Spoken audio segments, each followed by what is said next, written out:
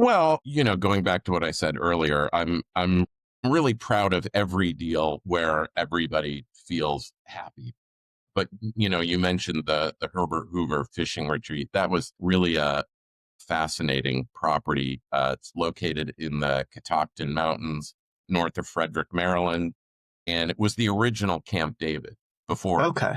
David became a thing. And it's located very, very close by to that place. And it's a beautiful property. I mean, all of these historic cabins on a trout stream, and it was a tough sale because it was just hard to figure out who is going to want this thing. Right. Right.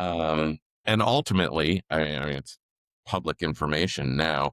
It was acquired by the Church of Scientology, which What? was yes, they bought it as a retreat. And it really was a fascinating experience because I got a call from an attorney, didn't say who his client was, wouldn't say who his client was. We now know why, right? I think it would have changed the dynamic somewhat. But so he was in LA and he said, I've got a client who saw your listing online. They're very interested. We'd like to tour the property. He said, sure. We set it up, and I drove up there, and this bus pulled up, kind of one of those 20-person buses. And all these people get out. They're all in suits, men and women, very serious, no niceties at all. Very matter of fact, right? Clipboards, they're all taking notes. I really have no idea what's going on here. They didn't tell me, I was like, okay, who exactly is the purchaser here? Or is it a committee? I wasn't really sure what was going on. Spent hours poring over the place, up, down, looking in every building, examining the property. And we had a couple of those visits. And again, at this point, I still didn't entirely know who it was, although, of course, I researched the attorney, and it ultimately turned out that his only client was the Church of Scientology. Well, guess we know who we're dealing with now.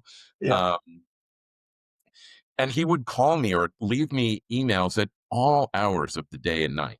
And I remember one time, I mentioned to him, I said, it's funny to me that, you seem to be a real night owl. Like, you're calling me and leaving me messages at 4 a.m. LA time. And he just kind of chuckled and said, yes, that's right. I was like, okay.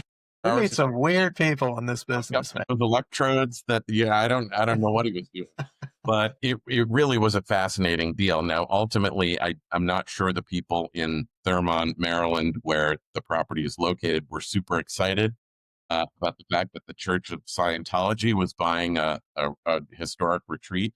But interestingly enough, the church is one of the biggest owners of historic properties in the United States. They actually make a point of, when they are in specific markets, they like to acquire historic properties. I really don't know the dynamics of that and why that's important to them.